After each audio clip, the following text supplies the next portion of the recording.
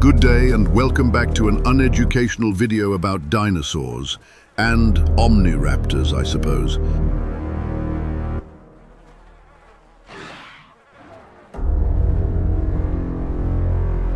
We are currently witnessing the everyday struggle of the inhabitants of the river delta. This is the home to many diverse species, each trying to mark their own territory, usually by eating trespassers, or, in the case of the Ceratosaurus, puking all over the place. Disgusting creatures, really.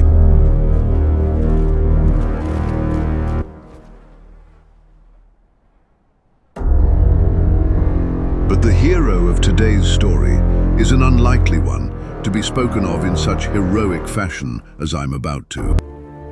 Even the smallest person can change the course of the future.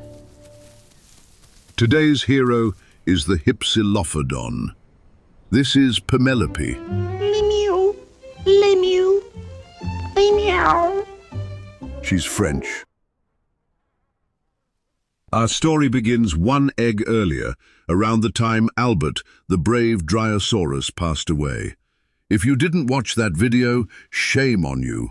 I know it was boring and poorly edited, with barely any dad jokes, but still, that's like watching Avengers Endgame without watching Infinity War. It just makes no bloody sense.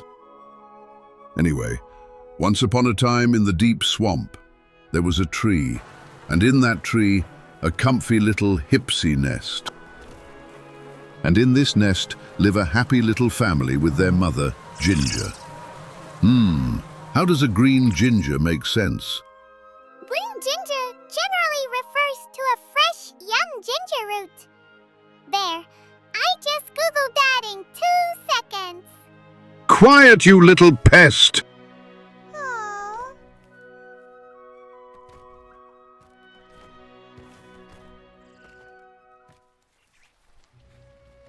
It was here that Penelope was born, on a small swamp island, in a tree high above the traffic of the psychotic carnivores below. The Hypsilophodons are simple folk. They take great joy in the simple things that life offers, such as coconuts and mangoes, although some prefer a more trippy experience with mushrooms. This has led to the myth of Hypsi adventurers. Song and dance are also common Hypsi practices. They are altogether nice folk. If you find a Hypsi spitting in your face, you've probably done something bad. One day, Penelope ventured a little too far from home while searching for food, and she may have found something she was a little too young for. The mushrooms! Feeling adventurous, she journeyed too far and got lost in the process.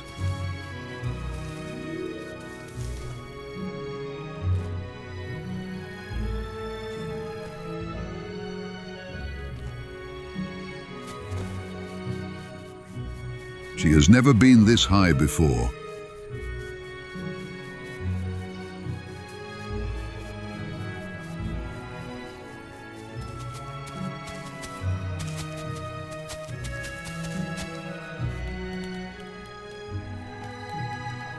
Upon a rock, she spots a creature unlike any in her family. He is more ugly than her Uncle Dibble, but he seems well-mannered and harmless, a gentleman after her own heart.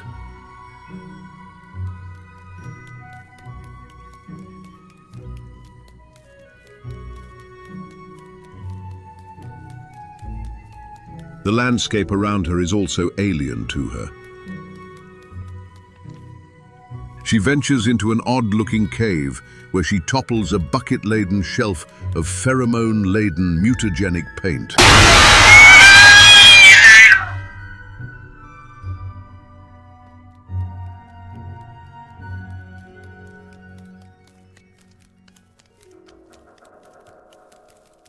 She notices that her feathers are a different color now. She thinks it makes her look sexy, but the smell is overwhelming.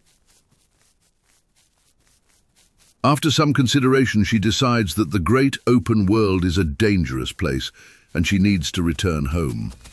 And so begins the long journey back to the swamp, which we will not discuss here. She finally finds her way home, and Uncle Stego heralds her arrival with a loud groan. But there is turmoil in the camp. What is wrong with her color, they ask? Is she cursed, or has she brought the plague back with her? The elders hold a meeting, discussing what to do with Penelope. Cast it into the fire!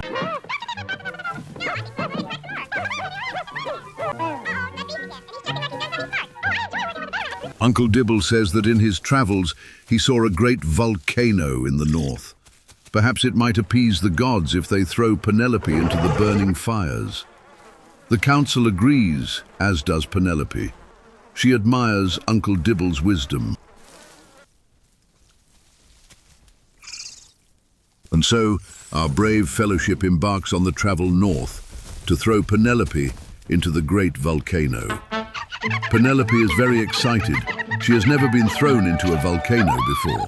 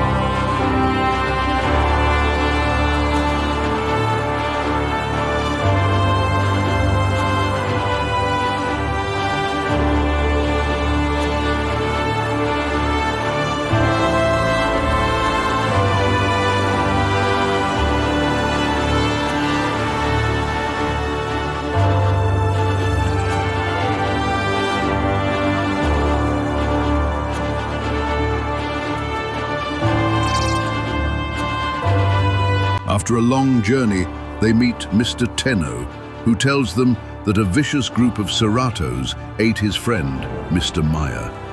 They also meet Mr. Galley and another baby Maya.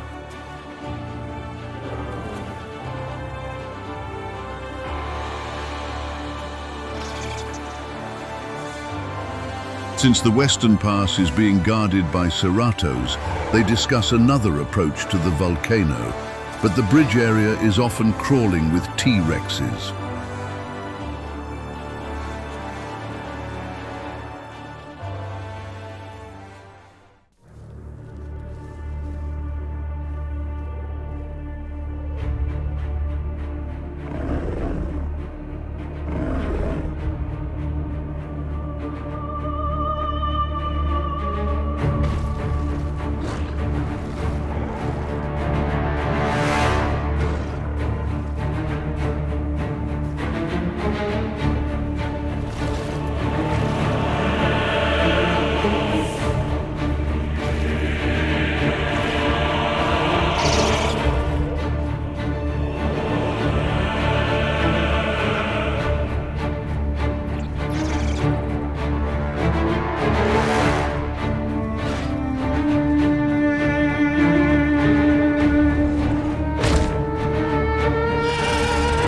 A decision is made not to interrupt the Ceratos' lunch break, so they go back south.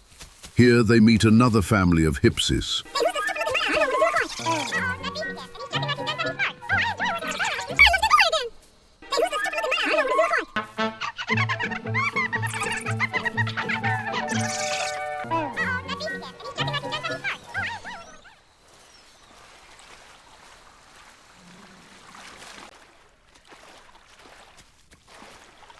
But one does not simply waft their scent into a Sarah's general direction without consequences.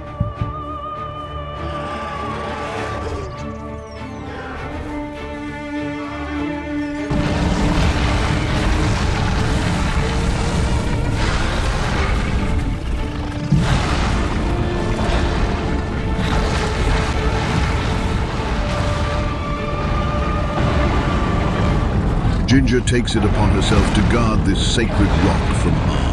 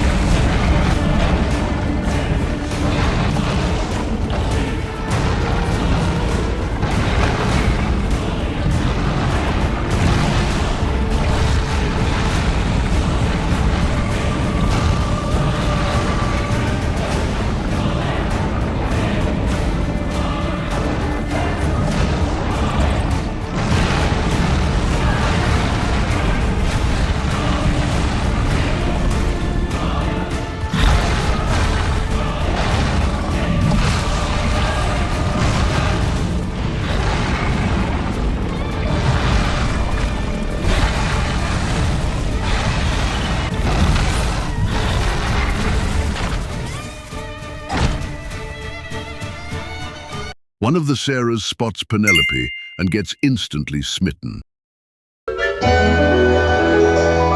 Ah, un petit femme skunk.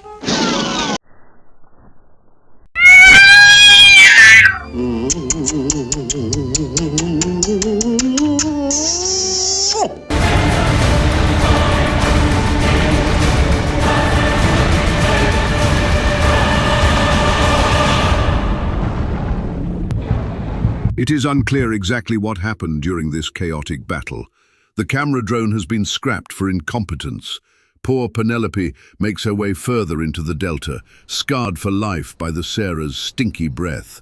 She hopes her family is all right. During the battle, she could only see grass and got lost from the rest. She's too scared to call out for them in case the infatuated Sarah hears her. She only escaped his embrace when Uncle Dibble stepped on his tail.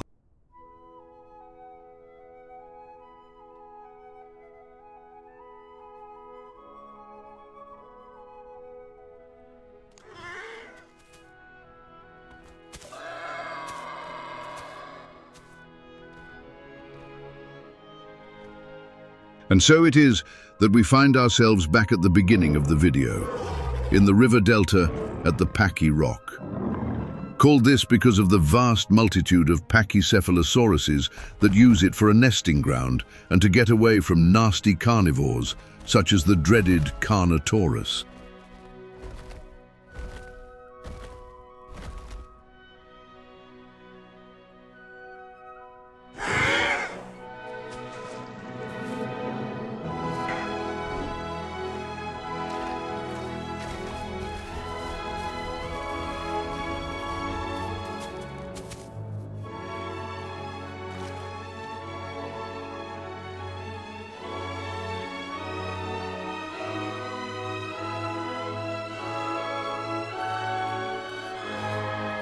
Eventually, Penelope gets accepted by her new friends, and they become very protective of her.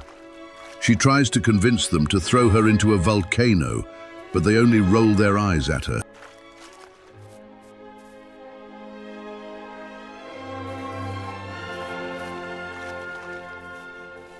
The delta is a fertile, beautiful place, but also very dangerous. Death can come from the water, the air, and all around. That is what makes this rock so precious to the local herbivores.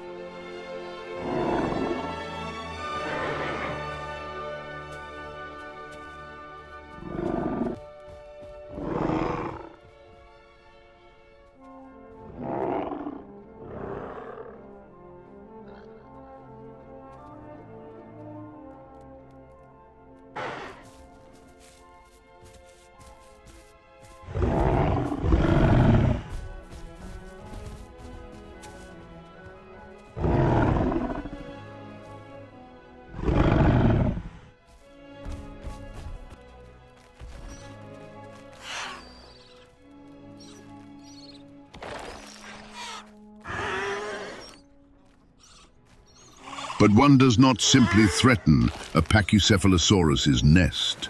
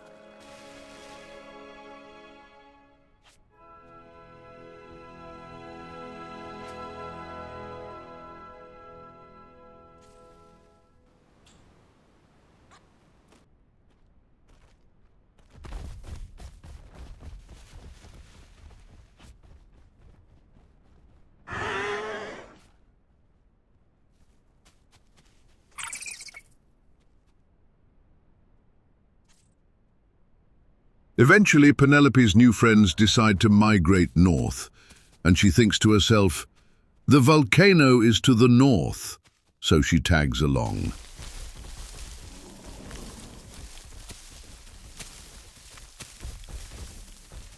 At some random spot, Penelope gets distracted by some flowers and gets left behind.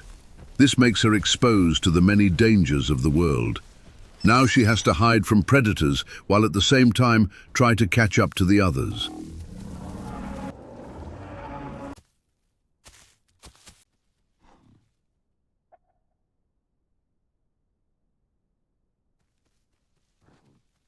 She has not considered the dangers from above, though.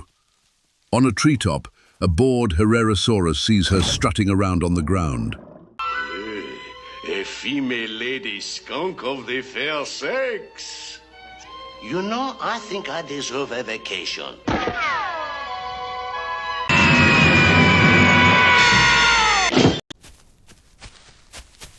This small coquette, she's think by running away, she can make herself more attractive to me. How right she is.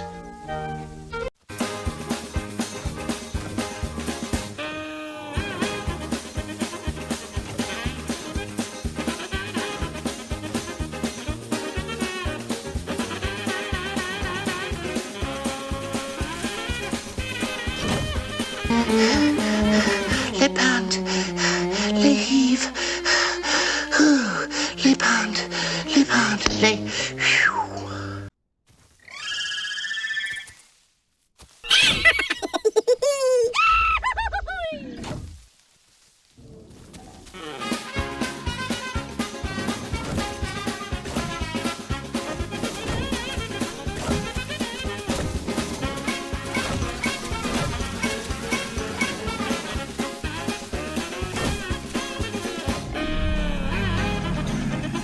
As a second Herrera joins the chase, she can spot her friends in the distance and rushes over to them.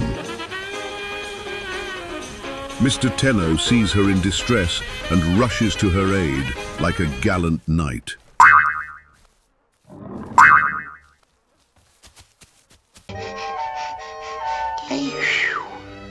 Penelope has come to realize that it is not easy being a cute little thing on an island full of predators.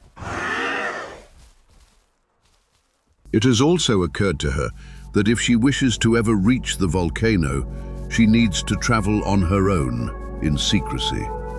And so she departs from her friends on the lonely journey north, across the Bridge of Peril, through the northern forest, and taking a wrong turn to the left, finally reaching Highlands.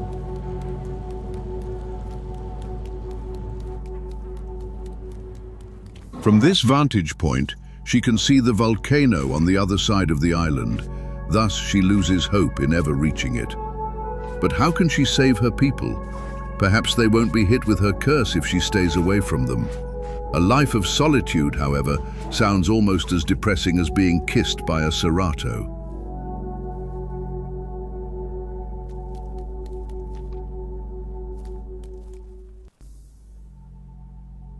On the cliff in front of her, she spots a Herrera. It seems very playful and happy to see her.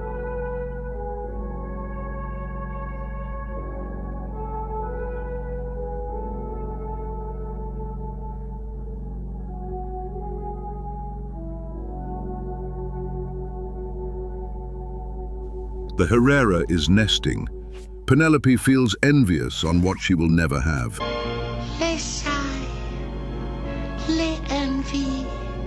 Then she has a thought. She cannot return home as long as she's cursed. She has been chased all her life. But what if she took control of the situation? She could turn this Herrera into her bitch and become the matriarch of a new generation of Hypsi-loving Herreras.